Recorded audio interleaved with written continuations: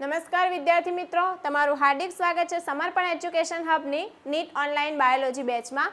હું પન્ના પટેલ છેલ્લા 6 વર્ષથી નીટ, સીબીએસઈ અને જીએસઈબીના વિદ્યાર્થીઓને બાયોલોજી ભણાવું છું. વિદ્યાર્થી મિત્રો, આજે આપણે શું શીખવાના છે એની વાત કરીએ તો આજે આપણું જે હાલમાં ચેપ્ટર ચાલી રહ્યું છે, જે ચેપ્ટરનું નામ છે આનુવંશિકતાનો આણ્વીય આધાર. એ ચેપ્ટરનો આજે આપણે બીજો ટોપિક શીખવાના છે ડીએનએનું કુંટલ પેકેજિંગ. વિદ્યાર્થી મિત્રો, આપણું જે ડીએનએ છે, મનુષ્યના ડીએનએની જો હું વાત કરું તો એ ડીએનએ ઘણું લાંબુ છે, એટલે કે 2.2 મીટર જેટલું લાંબુ ડીએનએ છે. અને આપણો જે કોષ છે, બરાબર, એનું જે કોષ કેન્દ્ર છે કે જે 10⁻⁻⁶ મીટર જેટલું એનું કદ છે. તો આટલા નાના કોષ કેન્દ્રમાં આટલું 2.2 મીટર લાંબુ ડીએનએ કઈ રીતે સમાવી શકાય તે આજે શીખવાના છે. તો વિદ્યાર્થી મિત્રો, ચાલો આપણે ફટાફટ શરૂ કરીએ છીએ. સૌથી પહેલાં તો આપણે વાત કરીએ કે ડીએનએ જે છે શું છે. તો ડીએનએ શું છે એ આપણી આનુવંશિક માહિતી ધરાવે છે. શું ધરાવે છે? ડીએનએ શું છે? તો ડીએનએ જનીન દ્રવ્ય છે, આનુવંશિક દ્રવ્ય છે, અથવા આપણે એને શું કહીશું? જનીન દ્રવ્ય. જે શું ધરાવે છે કે જે આનુવંશિક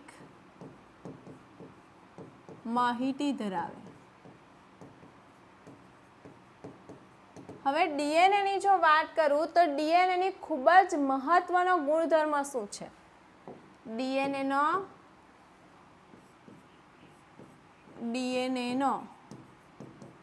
ખૂબ જ મહત્વનો ગુણધર્મ. તો ખૂબ જ મહત્વનો ગુણધર્મ એ છે કે ડીએનએ જે છે એ ખૂબ જ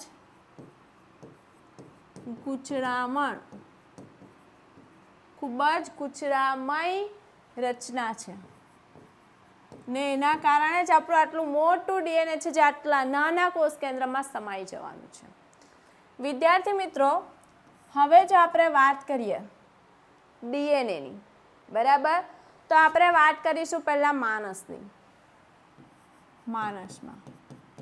માણસના જે એકકીય, બરાબર, માણસના જે જનન કોષ છે જે કેવા છે? એકકીય કોષો છે. તો એ જે એકકીય ડીએનએ છે એ ડીએનએની લંબાઈની હું વાત કરું તો એકકીય ડીએનએની લંબાઈ કેટલી છે? એ છે 3.3 × 10⁹ બેઝ જોડ છે. કેટલી છે? 3.3 × 10⁹ બેઝ જોડ છે. હવે જો બે ક્રમિક બેઝ જોડ વચ્ચેનું અંતરની વાત કરું તો એ કેટલું છે? તો બે ક્રમિક બેઝ જોડ વચ્ચેનું અંતર કેટલું છે? આપણે જોઈ ગયા હતા કેટલું છે? 0.34 નેનોમીટર છે. કેટલું છે? 0.34 નેનોમીટર છે. એટલે આપણે એને જો મીટરમાં ફેરવીએ તો 0.34 10⁻⁹ મીટર થશે. જો હવે હું વાત કરું દ્વિકીય ડીએનએની લંબાઈ, કોની વાત કરું? દ્વિકીય ડીએનએની લંબાઈ, તો એ છે 6.6 × 10⁻⁹ ગુણ્યા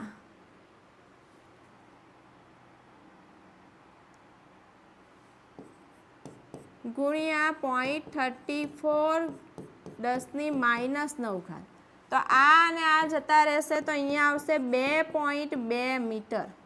તો આપણું જે ડીએનએ છે કે જેની લંબાઈ કેટલી છે? 2.2 મીટર છે.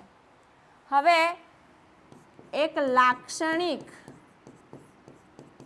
કોષ કેન્દ્રની લંબાઈની વાત કરું તો લાક્ષણિક કોષ કેન્દ્રની લંબાઈ જે છે એ લંબાઈ કેટલી છે? 10⁻⁶ મીટર.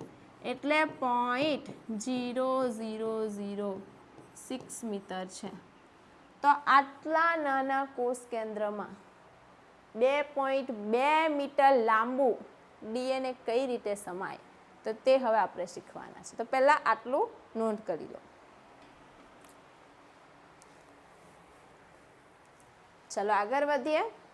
સૌથી પહેલાં આપણે જોઈશું ડીએનએનું કુંટલ પેકેજિંગ કોની અંદર, આડી કોષ કેન્દ્રીમાં. કારણ કે દરેક સજીવ હોય, ભલે સુકોષ કેન્દ્રી હોય કે આડી કોષ કેન્દ્રી હોય, ડીએનએ બધા પાસે છે.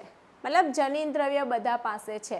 અને મોટે ભાગેના સજીવોમાં જનીન દ્રવ્ય શું છે, ડીએનએ છે. બરાબર. તો ચાલો આપણે સૌથી પહેલાં શું શીખીશું, આડી કોષ કેન્દ્રીમાં આડી કોષ કેન્દ્રીમાં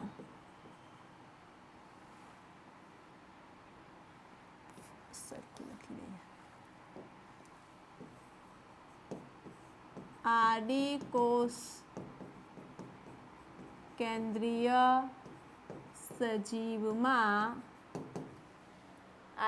કેન્દ્રીય સજીવમાં ડીએનએ પેકેજિંગ.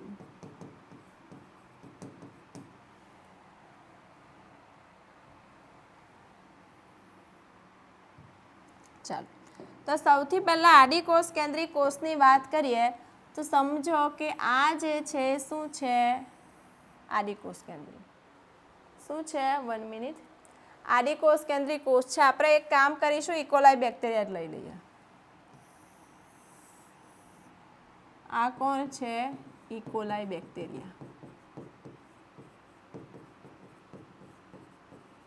જેનું ડીએનએની લંબાઈ આપણે જોઈ હતી. શું હતી ડીએનએની લંબાઈ, યાદ હોય તો 4.6 ગુણ્યા 10⁶ બેઝ જોડ આ હતું. તો હવે જો આ શું હતી એની ડીએનએની લંબાઈ,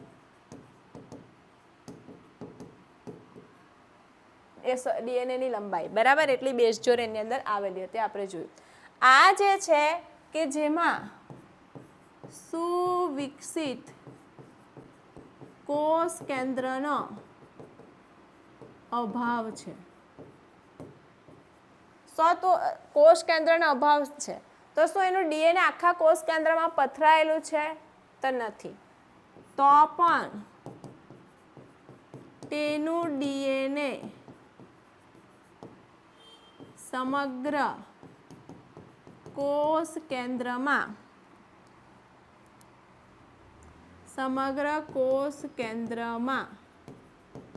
પથરાયેલ નથી. તો કેવી રીતે એનું પેકેજિંગ છે, તો આ જે ડીએનએ છે, સમજો કે આ ડીએનએ છે, અહીંયા આ ડીએનએ છે. તો એ ડીએનએ સૌથી પહેલાં અહીંયા શું થશે, તો સૌથી પહેલાં એનું સુપર કોઇલિંગ થશે, એટલે વધુ ને વધુ ગૂંચળામણ બનશે. ચલો અહીંયા દોરું પહેલાં. આ ડીએનએ જે છે તો આ રીતે વધારે ને વધારે શું થાય, ગૂંચળામણ બને. તો પહેલો સ્ટેપ આ છે એનો પેકેજિંગનો. ડીએનએ વધુ ગૂંચળામય બને. આવું વધુ ગૂંચળામણ બનશે અને પછી શું થશે તે જો. પછી બીજો સ્ટેપ શું છે, તો બીજો ત્યારબાદ ડીએનએ પ્રોટીન સાથે જોડાય. શું કોની સાથે, પ્રોટીન સાથે. હવે અહીંયા વિદ્યાર્થી મિત્રો વાત કરું તો અહીંયા હિસ્ટોન પ્રોટીન નથી, પણ અહીંયા નાના પ્રોટીન આવેલા છે. એ કયા છે, તો જો અહીંયા લખીએ, અહીં હિસ્ટોન પ્રોટીનનો અભાવ. તો ડીએનએ કોની સાથે જોડાય, પરંતુ અમુક નાના પ્રોટીન જેવા કે કયા છે, તો એ છે HU, પછી HNS, પછી IHF આવેલા છે. ડીએનએ તેની સાથે જોડાય. ડીએનએ તેની સાથે ડીએનએ કોની સાથે ડીએનએ આવા જે નાના નાના પ્રોટીન છે તેની સાથે જોડાય. બરાબર, ખાસ ધ્યાન રાખજો. હવે શું થાય તે જો. તો અહીંયા બીજો સ્ટેપ છે કે જેમાં આવા નાના નાના પ્રોટીન આવેલા છે. તો આ જે ખૂબ જ ગૂંચળામય ડીએનએ જે છે કે જે આ રીતે આની સાથે જોડાઈને શું થશે, કોષ રસમાં કોઈ એક સ્થાન પર સ્થિત રહેશે. તો અહીંયા શું થાય છે તે જો. આ શું છે, કોષનો કોષ રસ છે. તો એમાં આવી રીતે ડીએનએ જે છે એ શું છે, તો આવા નાના નાના પ્રોટીનના એકમ આવેલા છે. આવા પ્રોટીન છે નાના, હિસ્ટોન પ્રોટીન નથી, પણ આવા નાના નાના પ્રોટીન છે કે જેના પર આવી રીતે ડીએનએ ખૂબ જ ગૂંચળામણ થઈને આવી રીતે એક જ જગ્યાએ સ્થિત રહેશે. અને આ જે બનશે જેને આપણે શું કહીશું, જેને આપણે કહીશું ન્યુક્લિયોઇડ. શું કહેવાય, ન્યુક્લિયોઇડ. તો આ રીતે આડી કોષ કેન્દ્રી સજીવમાં ડીએનએનું પેકેજિંગ થશે. ફટાફટ નોટ ડાઉન કરી લો.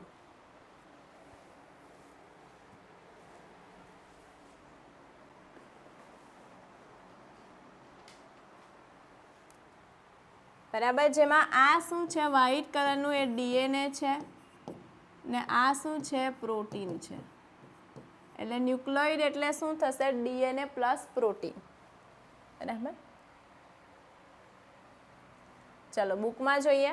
બે ક્રમિક બેઝ જોડ વચ્ચેનું અંતર કેટલું છે, 0.34 નેનોમીટર એટલે 10.34 × 10⁻⁹ મીટર. જો લાક્ષણિક સસ્તન કોષના બેવરી કુંટલમય રચના ધરાવતા ડીએનએની લંબાઈ ગણીએ તો બે 5 પાસે આવેલ જોડના અંતરનો ગુણાકાર કરીએ તો 6.6 10⁹ બેઝ પેર ગુણ્યા દ્વિકીયમાં 3.34 × 10⁻⁹ બેઝ મીટર પર બેઝ, તો લગભગ ડીએનએની લંબાઈ કેટલી આવશે, 2.2 મીટર. લાક્ષણિક કોષ કેન્દ્રની લંબાઈ કેટલી છે, 10⁻⁶ મીટર, એટલું નાનું છે. હવે જો ઇકોલાઈની વાત કરીએ તો ઇકોલાઈનું જે ડીએનએ છે કે જેની લંબાઈ છે કેટલી, 1.36 મીટર છે. તો એમાં બેઝ જોડને આપણે ગણીએ છીએ. બરાબર, આપણે એનું બેઝ જોડ આપણને ખબર છે કેટલું છે તે. તો અહીંયા આપણે આડી કોષ કેન્દ્રીમાં જોઈશું. અહીંયા બુકમાં સમજી લઈએ. આડી કોષ કેન્દ્રમાં સુવિકસિત કોષ કેન્દ્રમાં અભાવ છે, છતાં પણ ડીએનએ આખા કોષ કેન્દ્રમાં કોષમાં પૂર્ણપણે ફેલાયેલું નથી, આખે બધે ફટરાયેલું નથી. તો ડીએનએ જે છે શું છે, એનો ઋણ વીજભારિત છે. કેમ ડીએનએ ઋણ વીજભારિત છે, તો એની પાસે શું આવેલું છે, ફોસ્ફેટ જૂથ છે. બરાબર, તો કેટલાક ધન વીજભારિત પ્રોટીન સાથે જોડાઈને એક જ જગ્યા પર સ્થિત રહેશે, જેને આપણે શું કહીશું, ન્યુક્લિયોઇડ. તો ડીએનએમાં શું છે, ન્યુક્લિયોઇડમાં શું છે, ડીએનએની મોટી કરી સ્વરૂપે આયોજિત થશે અને એ કરીઓ કોની સાથે જોડાશે, પ્રોટીન સાથે જોડાશે. તો આ રીતે આડી કોષ કેન્દ્રીમાં ડીએનએનું કુંટલ પેકેજિંગ જોવા મળશે. હવે આપણે જોવાના છે ડીએનએનું કુંટલ પેકેજિંગ કોની અંદર, સુકોષ કેન્દ્રી સજીવમાં.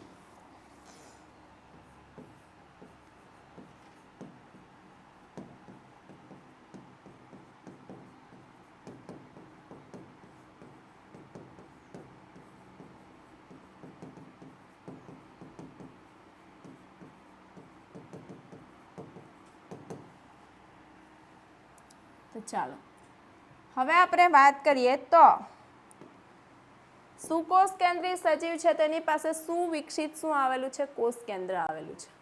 શું આવેલું છે અહીંયા, સુવિકસિત કોષ કેન્દ્ર ધરાવે. તો આ સુવિકસિત કોષ કેન્દ્ર ધરાવે એટલે શું છે, તો સમજો કે આ કોષ છે એનું આ કોષ કેન્દ્ર છે.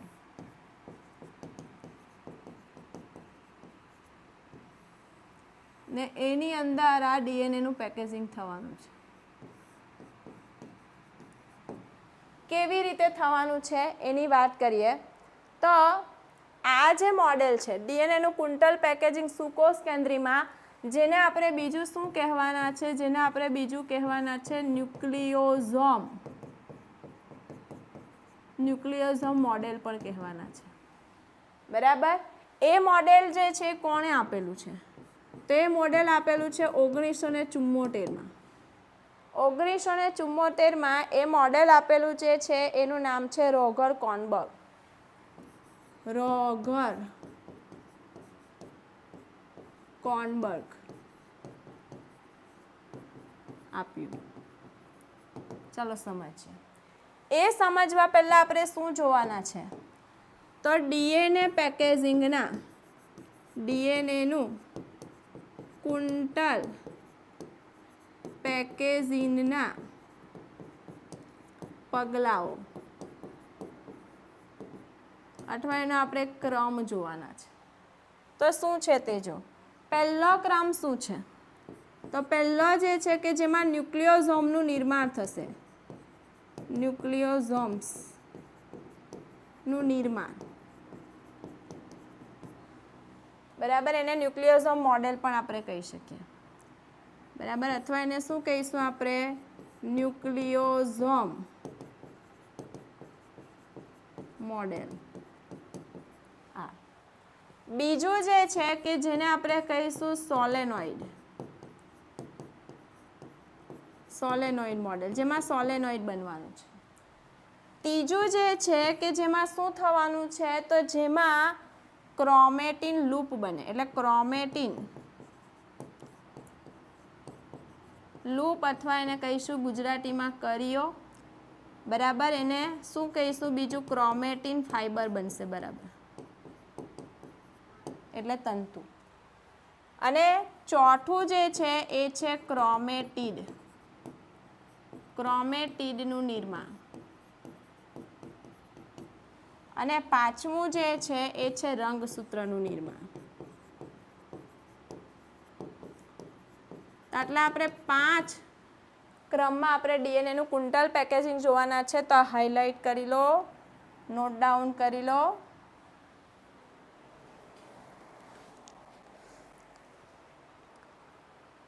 ચલો, પહેલું મોડેલ આપણે જોઈશું એ છે ન્યુક્લિયોઝોમ મોડેલ.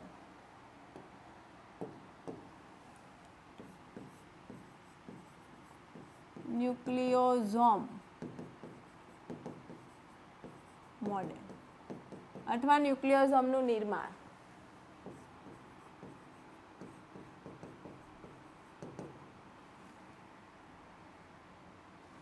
ન્યુક્લિયોઝોમનું નિર્માણ. ચલો, કઈ રીતે થશે એની વાત કરીએ. તો સૌથી પહેલાં જો આપણે વાત કરીએ તો આ જે મોડેલ છે, બરાબર, તો એમાં જે હિસ્ટોન પ્રોટીન છે એની વાત કરવાના છે. હિસ્ટોન પ્રોટીનની. આ જે હિસ્ટોન પ્રોટીન છે કે જે 5 પ્રકારના છે. કેટલા પ્રકારના છે? 5 પ્રકારના. ને એ 5 પ્રકારના છે કે જે ડીએનએ સાથે જોડાવાના છે. કયા 5 પ્રકાર છે? તો એક જે છે એ છે H1, પછી H2A, H2B, H3 અને H4. આ 5 એકમ છે. બરાબર. હવે આમાં વાત કરું તો H1 જે છે એના ઉપ એકમો. તો આ H1 નો આવી રીતે ખાલી એક જ ઉપએકમ છે. પણ H2 જે છે કે જેના પણ આવી રીતે 2 છે. H3 ના પણ 2 છે. H2B ના પણ 2 છે અને H4 ના પણ આવી રીતે 2 છે.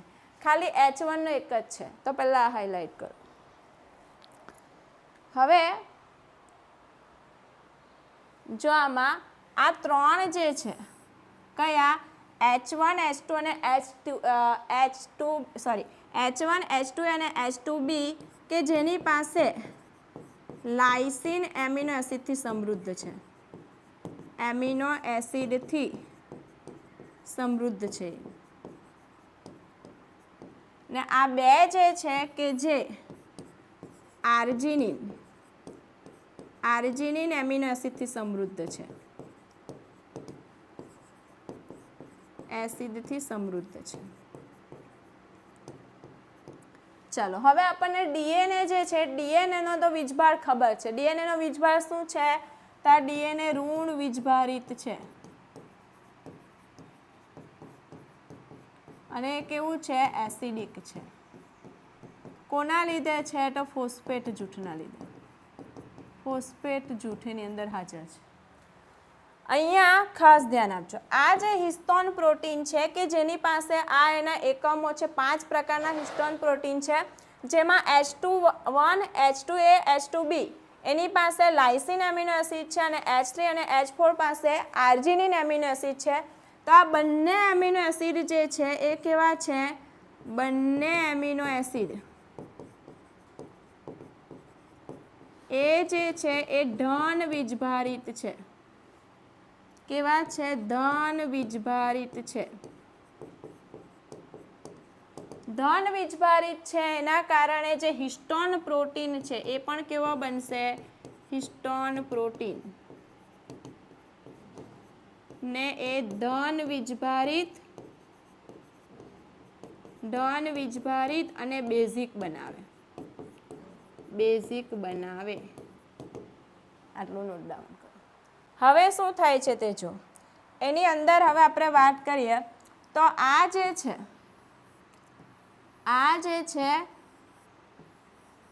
આ કયા H1 સિવાયના આ ચારે ચાર કયા H1 સિવાયના? તો H2A, H2B, H3 અને H4. બરાબર. તો એ બધા જે છે કે ઓક્ટામર સ્વરૂપે ગોઠવાશે. સમજો કે આ એક યુનિટ ગોઠવાયા છે તો તેના ઉપર આ H2P પાછળ હશે, આ H2A છે, આ જે છે. તો આવી રીતે શું થાય? 8 ઉપએકમો જોડાઈને એક રચના બને જેને આપણે શું કહીશું? હિસ્ટોન ઓક્ટામર. એને શું કહેવાય? હિસ્ટોન ઓક્ટામર. બરાબર. હવે આગળ જોઈએ. જો આમાં H1 નથી, H2 છે, H3 છે અને H4 છે, એમાં H1 નથી. આટલું ફટાફટ લખી લો. ચાલો હવે આગળ વાત કરીએ. હવે શું થાય છે? જો સમજો કે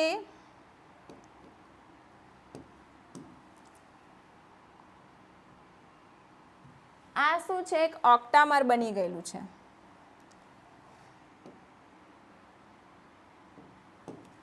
આ રીતે ઓક્ટામર છે. બરાબર. એમાં આ શું છે? આ છે હિસ્ટોન ઓક્ટામર.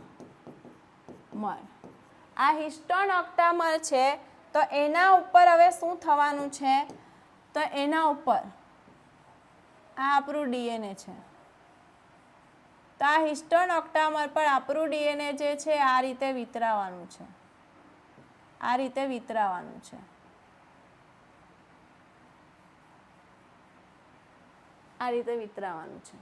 અને અહીંયા આ ડીએનએ જે છે શું છે?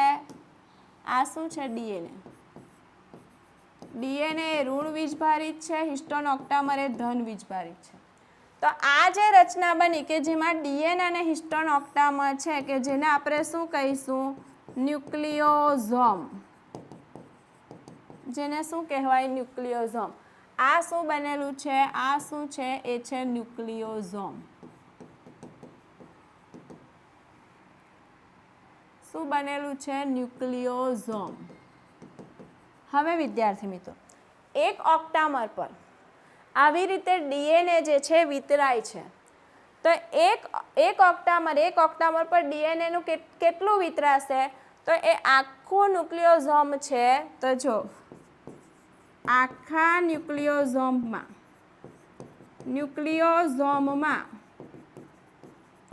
ડીએનએ કેટલું વિતરાશે? તો ડીએનએ 200 બેઝ પેર જેટલું વિતરાય. કેટલું વિતરાશે? 200 બેઝ પેર જેટલું વિતરાય. બરાબર. હવે શું થશે તે જો. આવી જ રીતે અહીંયા બીજો પણ ન્યુક્લિયોઝોમ છે.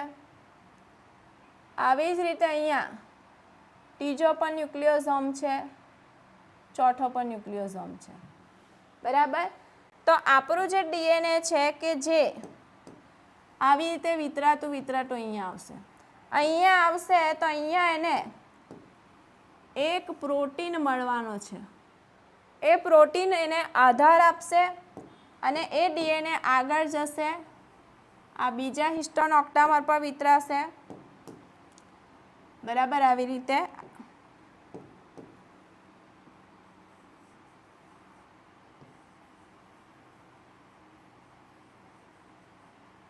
પછી અહીંયા ફરીથી એને આવી રીતે અહીંયા H1 પ્રોટીન છે, H1 પ્રોટીન છે.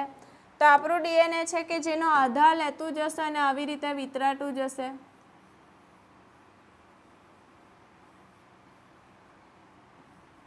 આવી રીતે ડીએનએ વિતરાતું જશે.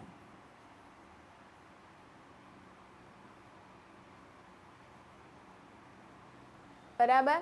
આ જે પ્રોટીન વચ્ચે જેને આધાર આપે છે, જે કયો પ્રોટીન છે, આ જે છે એ H1 હિસ્ટોન પ્રોટીન છે.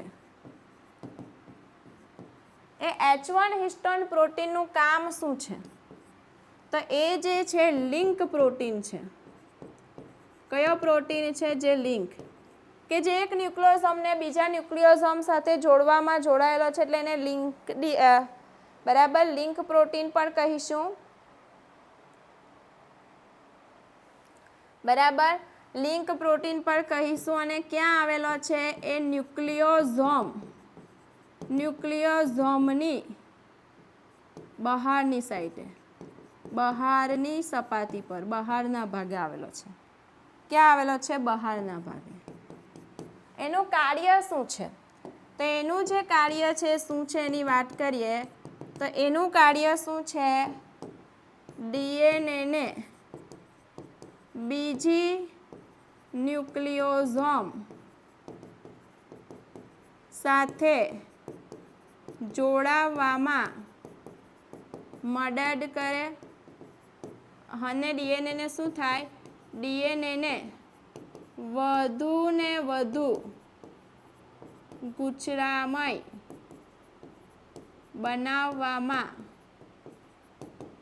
મદદ કરે અને આધાર આપે. આ એનું કાર્ય છે. હવે તમે અહીંયા જોઈ શકો છો કે આવી રીતે ડીએનએ છે એક ન્યુક્લિયોસોમ બીજા ન્યુક્લિયોસોમ પર જોડાયેલું છે. તો આ જે છે એને શું કહીશું? આને આપણે કહીશું ક્રોમેટીન. શું કહેવાય? ક્રોમેટીન. અને આ ક્રોમેટીન કેવું દેખાય છે? દોરીમાં પરોવેલા મણકા જેવું દેખાય. નોંધ કરી લો.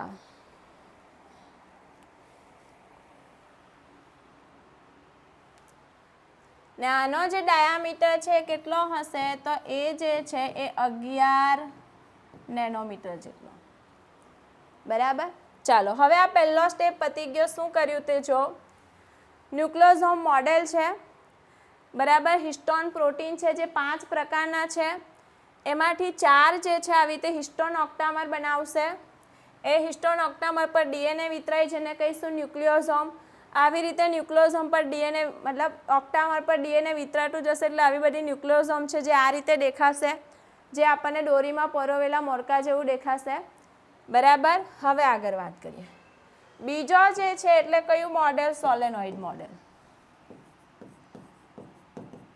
સોલેનોઇડ મોડેલ કે જેમાં શું થવાનું છે? આ જે ક્રોમેટીન જે છે વધુ ને વધુ ગૂંચળામણ બને, બરાબર. તો અહીંયા ક્રોમેટીન જે છે શું થાય? વધુ ને વધુ સંગઠિત થાય, જે રચના બનાવે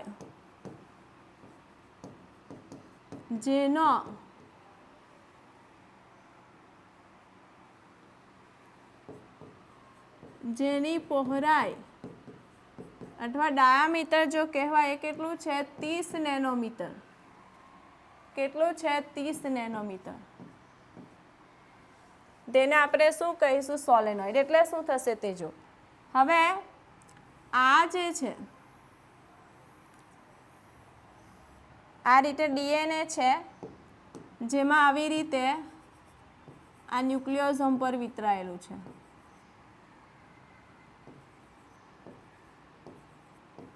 આ રીતે ન્યુક્લિયોસોમ પર વિતરાયેલું છે, બરાબર. અને આનો જે આ જે ડાયામીટર છે આ કેટલો છે? 30 નેનોમીટર. તેને આપણે કહીશું સોલેનોઇડ.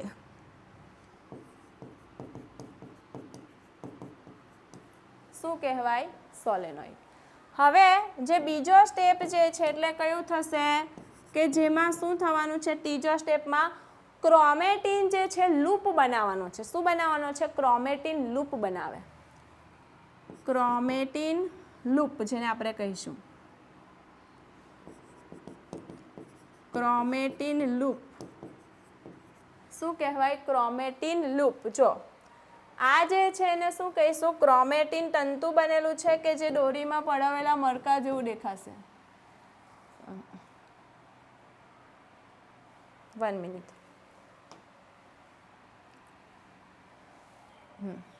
અહીંયા શું થયું છે? ક્રોમેટીન તંતુ જે છે, બરાબર. હવે આને આપણે શું કહેતા જશે? વધારે ને વધારે ન્યુક્લિયોસોમ પછી ક્રોમેટીન એ વધારે ને વધારે સંગઠિત થયું એટલે ક્રોમેટીન તંતુ. તો ક્રોમેટીન લૂપમાં શું થશે તે જો. જેમાં ક્રોમેટીન તંતુમાં કઈ રચના? સોલેનોઇડ. સોલેનોઇડ વધુ ને વધુ ગૂંચળામય બને, બરાબર. અને જે સંરચના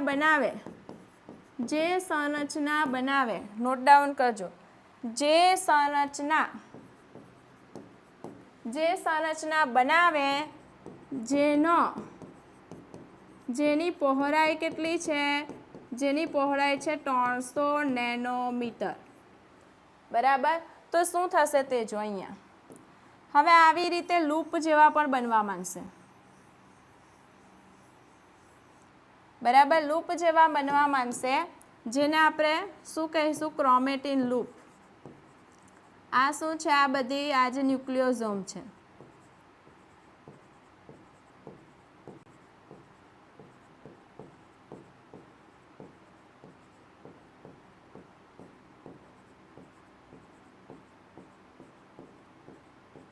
ને જેનો ડાયામીટર કેટલો છે? જેનો ડાયામીટર છે 300 નેનોમીટર. આ રચના આવી જે જાલાકાર રચના છે, આવી જાલાકાર રચના કોની? આવી જાલાકાર રચના ડીએનએની કોષ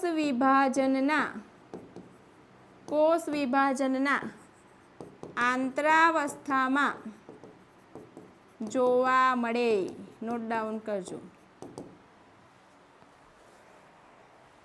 ચાલો હવે જે છે ચોથું સ્ટેપ એટલે કે ક્રોમેટીડ બને, બરાબર. ચોથું સ્ટેપ એટલે શું છે?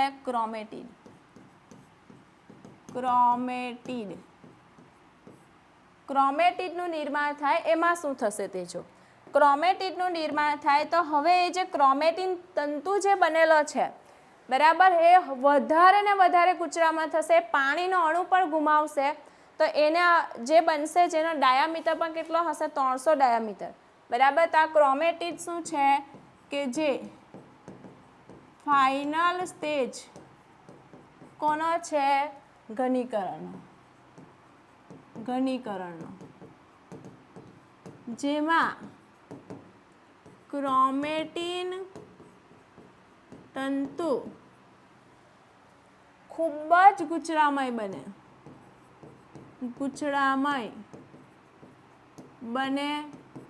પાણી પણ ગુમાવે, વધુ ને વધુ પાણી ગુમાવે. અને જે રચના બને જેનો ડાયામીટર, જેની પહોળાઈ કેટલી છે? જેની પહોળાઈ છે 700 નેનોમીટર. તેને શું કહીશું આપણે? ક્રોમેટીડ. શું કહેવાય? ક્રોમેટિડ. શું થશે તે જો, ખૂબ જ ગૂંચળામાં બનશે. આવી રીતે ખૂબ જ ગૂંચળામાં બનશે. ખૂબ જ ગૂંચળામાં બનશે, જેમાં આ બધી જે હું ડોટ ડોટ પાડું છું આ બધા શું છે? ન્યુક્લિયોઝોમ. ખૂબ નજીક નજીક, ખૂબ નજીક નજીક. આ બધી શું છે? આ ન્યુક્લિયોઝોમ પાડું છું, ખૂબ જ નજીક નજીક આવી રીતે.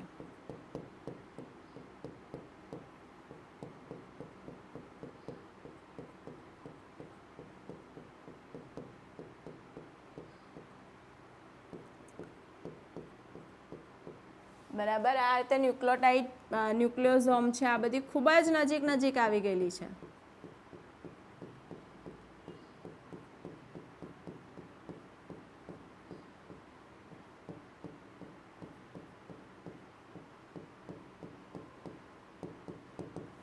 ને આનો ડાયામીટર કેટલો છે? તો એ છે 700 નેનોમીટર.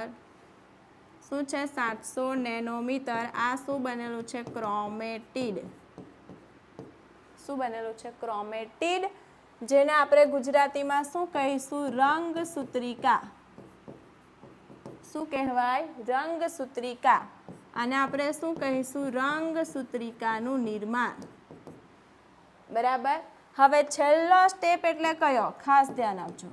છેલ્લો સ્ટેપ એટલે શું છે? કે જેમાં શું થાય? રંગસૂત્રનું નિર્માણ થાય. રંગસૂત્રનું નિર્માણ. તો કેવી રીતે થશે તે ખાસ ધ્યાન આપજો. રંગસૂત્રનું નિર્માણ તો આવી જે ક્રોમેટિડ છે, બે ક્રોમેટિડ છે કે જે સેન્ટ્રોમિયરથી જોડાય. તો જો બે રંગસૂત્રિકા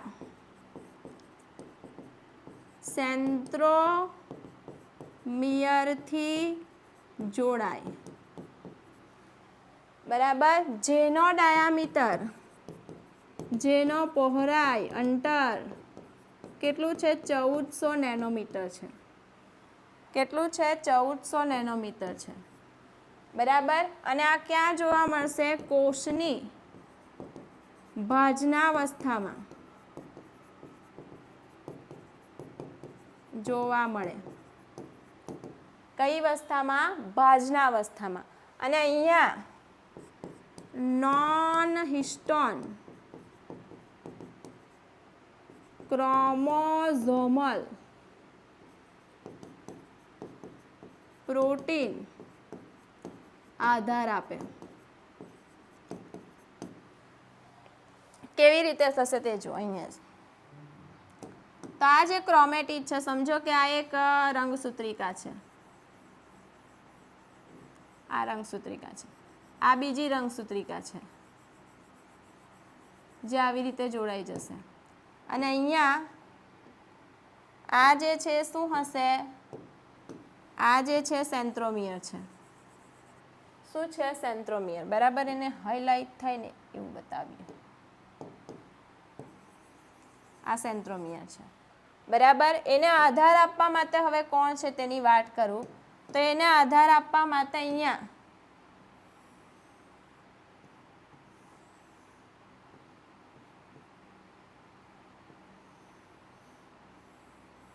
આ જે છે કોણ છે? Non histone chromosomal protein. બરાબર. નોન હિસ્ટોન ક્રોમોઝોમલ પ્રોટીન છે. અને આ જે છે શું છે? એ છે સેન્ટ્રોમિયર. સેન્ટ્રોમિયર. આ બંને શું છે? આ બંને છે રંગસૂત્રિકા. ને અહીંયા કેટલું અંતર છે? 1400 નેનોમીટર.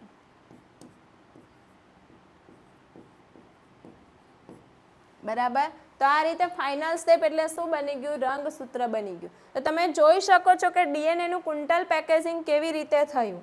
તો સૌથી પહેલા શું બન્યું? ન્યુક્લિયોઝોમ બન્યું. ન્યુક્લિયોઝોમ જે છે કે જેમાં આવી રીતે ક્રોમેટિન તંતુ બનશે. ક્રોમેટિન પછી વધારે ને વધારે સંગઠિત થઈ ક્રોમેટિન તંતુ બનશે. સોલેનોઇડ મોડેલ કે જેનો ડાયામીટર કેટલો હશે? 30 નેનોમીટર. પછી 300 નેનોમીટર થશે. પછી 700 મીટર એટલે કે રંગસૂત્રિકાનું નિર્માણ થશે. બે રંગસૂત્રિકા સેન્ટ્રોમિયર સાથે જોડાશે. રંગસૂત્ર બનશે જેને આધાર આપશે નોન હિસ્ટોન ક્રોમોઝોમલ પ્રોટીન. તો આ રીતે શું થશે, ડીએનએનું ક્વિન્ટલ પેકેજિંગ કોની અંદર, સુકોષ કેન્દ્રીની અંદર. ચલો આખું પેકેજિંગને એક ડાયામીટરથી એક ડાયાગ્રામથી સમજીએ શું છે તે જો. અહીંયા આ જે છે એ શું છે, ડીએનએ છે, આપણું ડબલ સ્ટ્રેન્ડ ડીએનએ છે, બેવરી શૃંખલામય ડીએનએ. એ ડીએનએ છે આ જે છે શું છે, આ હિસ્ટોન ઓક્ટામર છે. હિસ્ટોન ઓક્ટામર છે જેના પર આપણું ડીએનએ વિતરાયેલું છે. એટલે આ જે બનેલું છે જેને આપણે શું કહીશું, ન્યુક્લિયોઝોમ. બરાબર, એના પર આવી રીતે ડીએનએ વિતરાશે. આ વચ્ચે વચ્ચે એને આધાર આપતું આ કોણ છે, આ છે H1 પ્રોટીન છે, જે લિંકર પ્રોટીન છે. તો આ રીતે જશે, તમે જોઈ શકો છો દોરીમાં પોરવેલા મરકા જેવા દેખાય, એ વધુ સંગઠિત થાય. આ બનશે 30 નેનોમીટર ડાયામીટર ને એને આપણે શું કહીશું, સોલેનોઇડ. એને શું કહેવાય, સોલેનોઇડ. એ હજુ અહીંયા આવી રીતે વધુ ને વધુ સંગઠિત થાય, એ 300 નેનોમીટરનું લૂપ બનશે. તેને આપણે કહીશું ક્રોમેટિન. ક્રોમેટિન લૂપ અથવા આપણે એને કહી શકીએ કડી. પછી એ વધુ ને વધુ સંગઠિત થશે. આ જે છે આ અહીંયા જતાં આવી રીતે વધારે ને વધારે સંગઠિત થશે અહીંયા આવી રીતે આમ. ને આ જે બનશે જેને આપણે કહીશું રંગસૂત્રિકા અથવા ક્રોમેટિડ. ક્રોમેટિડ. અને એ ક્રોમેટિડ તમે જોઈ શકો છો આવી રીતે જોડાઈ ગઈ છે. આ જે બની ગયું છે એ શું છે, રંગસૂત્ર. આનો ડાયામીટર કેટલો છે, આનો છે 700 નેનોમીટર. તમે જોઈ શકો આનો કેટલો છે, 700 ને આનો પણ 700. એટલે રંગસૂત્રનો ડાયામીટર કેટલો આવશે, 1400 નેનોમીટર. 1400 નેનોમીટર. તો આ રીતે ડીએનએ ક્વિન્ટલ પેકેજિંગ થશે. અને આટલું મોટું ડીએનએ આવરા એક સૂક્ષ્મ કોષ કેન્દ્રમાં સમાઈ જશે. તો આટલી વસ્તુ જોયું. હવે આપણે શું જોવાના છે, તો હવે આપણે એનસીઈઆરટીની લાઈન કવર કરી લઈએ. ખાસ ધ્યાન આપજો. સુકોષ કેન્દ્રીય સજીવોમાં આયોજન ખૂબ જ જટિલ હોય છે. ધન વીજભારિત પ્રોટીન સમૂહ છે. 5 પ્રકારના પ્રોટીન છે જેને હિસ્ટોન પ્રોટીન કહીશું, જેની પાર્શ્વીય શૃંખલા સાથે એમિનો એસિડની બહુલકતાના આધારે પ્રોટીન ધન વીજભારિત છે. કેવું છે, ધન વીજભાર પ્રાપ્ત કરશે. હિસ્ટોન પ્રોટીનમાં સૌથી વધારે આલ્કલીય એમિનો એસિડ કયા છે, લાઇસિન અને આર્જેનિન છે. મેં તમને લખાવ્યું છે. બંનેની પાર્શ્વીય શૃંખલા પર ધન વીજભાર છે, એટલે હિસ્ટોન જે છે એ પણ ધન વીજભારિત છે. આ હિસ્ટોન અણુના 8 અણુઓ સંગઠિત થઈને શું બનાવશે, હિસ્ટોન ઓક્ટામર. ઋણ વીજભારિત ડીએનએ ધન વીજભારિત હિસ્ટોન ઓક્ટામર સાથે વિતરાય જે રચના બને જેને શું કહીશું, ન્યુક્લિયોઝોમ. એક લાક્ષણિક ન્યુક્લિયોઝોમ ડીએનએ પર કેટલા બેઝ જોડ ડીએનએ વિતરાશે, 200 બેઝ જોડ. કોષ કેન્દ્રમાં આવા ઘણા બધા ન્યુક્લિયોસાઇડના પુનરાવર્તિત એકમોને આપણે શું કહીશું, ક્રોમેટિન. જે કોષ કેન્દ્રમાં દોરી જેવી અભિરંજિત રચના સ્વરૂપે જોવા મળશે. ઇલેક્ટ્રોન માઇક્રોસ્કોપમાં જોશું તો એ દોરીમાં પરોવેલા મરકા જેવા દેખાશે. આ જે છે તમે જોઈ શકો છો આપણે એનસીઈઆરટીમાં. આ શું છે, હિસ્ટોન ઓક્ટામર છે, H1 હિસ્ટોન છે, અને આ શું છે, એના પર ડીએનએ વિતરાયેલું છે. ઓકે. સૈદ્ધાંતિક રીતે સસ્તન કોષમાં કેટલા મરકા છે તેની હાજરીની કલ્પના કરી શકો છો. ક્રોમેટિનમાં આવેલા દોરીમાં પરોવેલા મરકા વધુ સંગઠિત થઈને ક્રોમેટિન તંતુ બનાવે છે. કોષ વિભાજનની ભાજનાવસ્થા દરમિયાન એ વધુ સંગઠિત થઈને શું બનાવશે, રંગસૂત્ર બનાવશે. ઉચ્ચ સ્તરે ક્રોમેટિન પેકેજિંગ માટે વધારાના પ્રોટીન સેટની જરૂર પડે જેને નોન હિસ્ટોન ક્રોમોઝોમલ પ્રોટીન કહીશું. હવે આપણે 2 વસ્તુ શીખવાના છે, યુક્રોમેટિન અને હિટેરોક્રોમેટિન એટલે શું.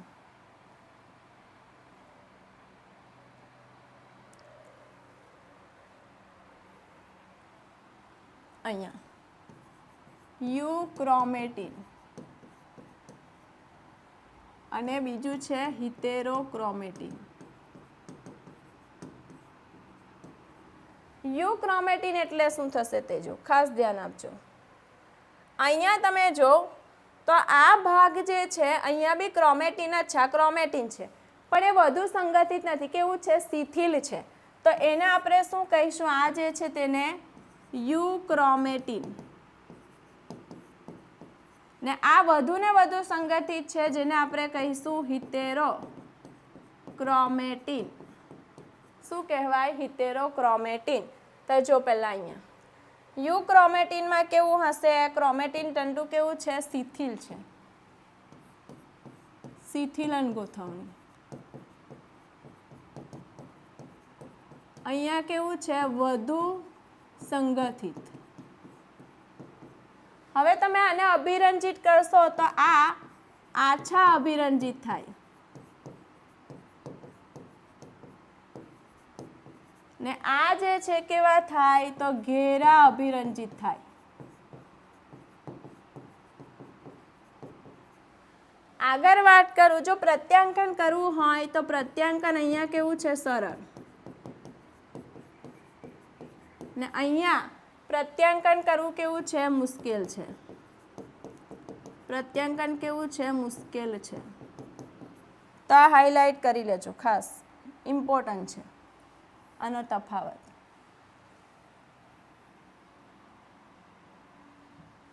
બરાબર, ચાલો બુકમાં સમજીએ.